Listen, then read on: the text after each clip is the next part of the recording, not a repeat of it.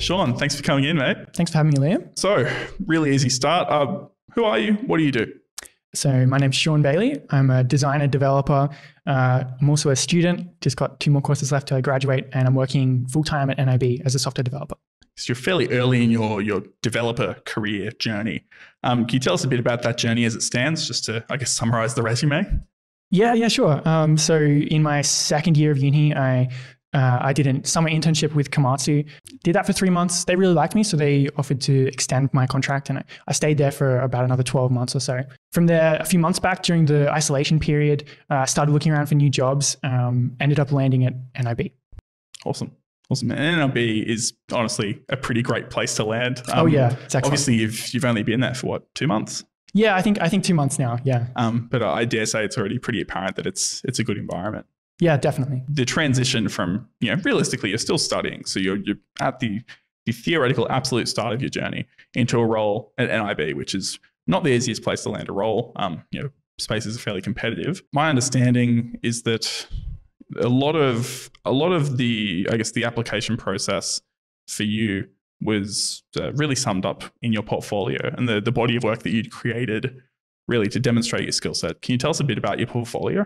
Yeah. So early on in my uni sort of career, I guess, I started doing web commissions. So I sort of had this passion, I guess, to build interfaces, and ideally interfaces that people would actually want to use and maybe use in their everyday life. And I sort of had this thought one day of like, well, I've got spare time at the moment, and I bet there's companies out there that could really, they really want someone to come in and make a website for them. So I sort of joined those dots, and for a year and a half, I did web commissions for 3 or 4 different businesses. Mm-hmm.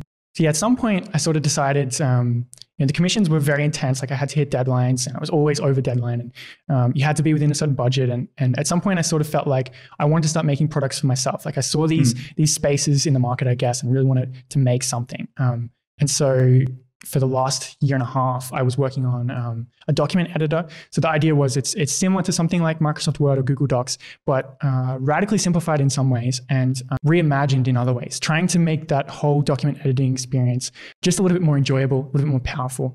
And ultimately that didn't work out. It was just too large in scope. So I did cancel that project, but got some fantastic experience. And someday I'd like to return to that. And I've got other ideas too, like I'm definitely a sort of project person, like constantly working on something in the background. So stay tuned. Maybe in a few years, I'll have something else awesome to show off. Awesome.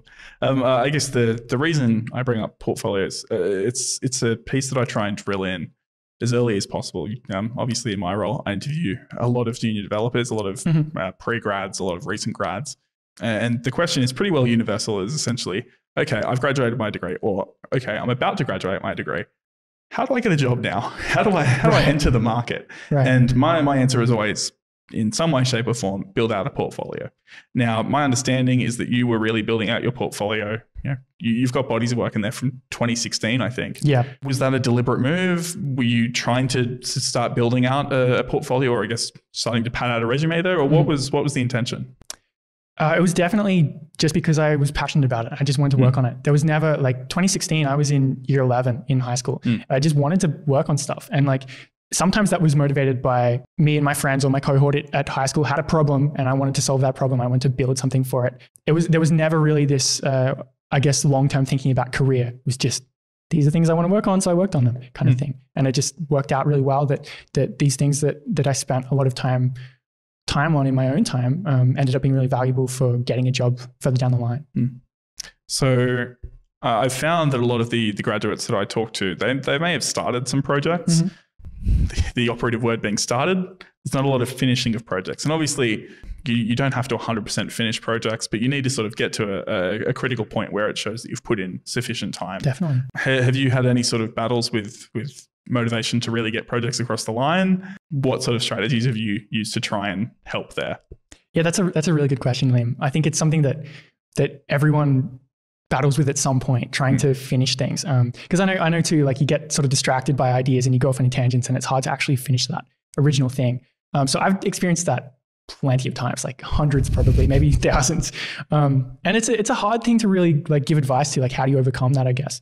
it's tough. Like you almost need to believe in that project. And part of that is being willing to throw away the ideas that you don't believe in. Like sometimes you invest, you sink time into these things, and then you're like, yeah, it's not that great. It won't do well. I'll get rid of it.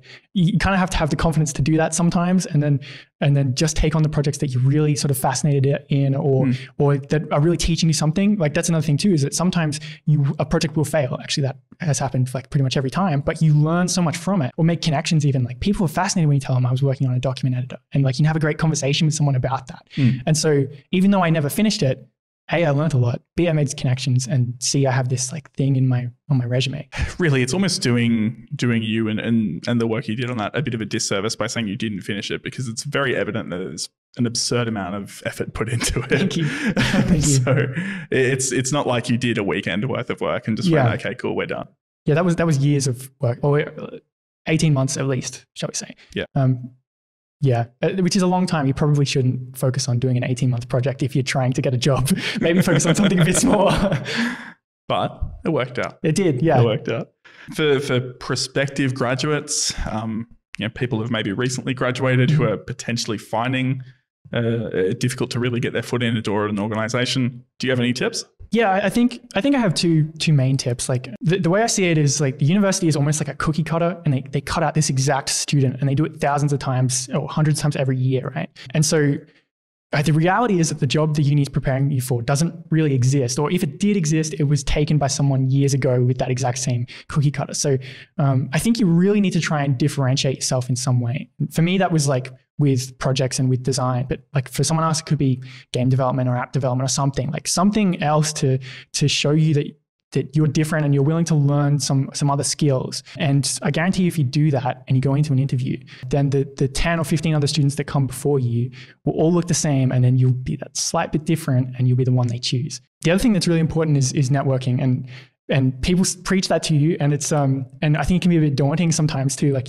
networking is like a scary word. 100%. Yeah, but I like to think of it instead as like making friends with people who are more senior or more experienced or deeper in the network in that industry, than you are, and they help you along the path, and they help you find opportunities, and that is incredibly valuable, and so much easier to think about I'm just making friends with this guy who's cool or this girl who's cool than trying to go out there and make these like false connections with as many people as you can, kind of thing. That's my experience anyway. So those two are really valuable.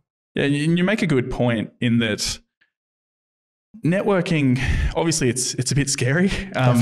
You're at a fundamental level, you're walking into a room with 30, 40, whatever it is, people that you probably haven't interacted with before. They probably have big scary job titles, they probably have big scary jobs. Yeah. So at a fundamental level, it is a bit scary. But if you consider it to essentially be a room full of 40 people that are interested in, if you're going to Hunter Data Analytics, you're walking into a room with 40 people that are interested in data. If you look at it that way, unless I'm walking into a room full of strangers that are going to judge me, it's definitely an easier prospect. Oh, yeah. So looping back to, I guess, the portfolio piece, really, a lot of people reach out to me. They've maybe started a portfolio or they haven't started a portfolio, but either way, they know that it's something they need to focus their attention on and try to build out. Sure. How do they build out a portfolio? Yeah, so I think it's really important to find something that you're passionate about. And I think that passion really shows through on your portfolio, and it really shows through to recruiters, where you've gone that extra mile, you've been a bit creative, you've done something extra and beyond what, like, say, a tutorial or like a Hello World app asks for.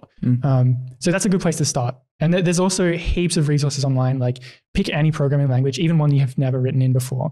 There'll be some like beginner examples on like building a database or building something easier, like a website or something like that. If you just go through one of those, try and apply it to something real, it's a great place to start. It's probably worth mentioning as well, your portfolio in and of itself, just as not necessarily an inspiration to other people, but the reality is it's a portfolio that's well built out and has a good variety of projects on it. Yeah, you're welcome. And it shows a clear passion for the work that you're doing at that time. So it's probably good to sort of show people that as well. So where do people find that? You can find it online at seanbailey.dev, D-E-V. I've just done a huge upgrade of that website, so hopefully there should be something nice there waiting for you. Great. I'm also on GitHub as well. Like I have heaps of GitHub repositories, so you can poke around in my GitHub repos, and I've starred thousands of projects. So flick through my stars if you want to see something cool as well, some cool projects. Easy, man. Look, thank you so much for coming on. Thank you for having me. No dramas.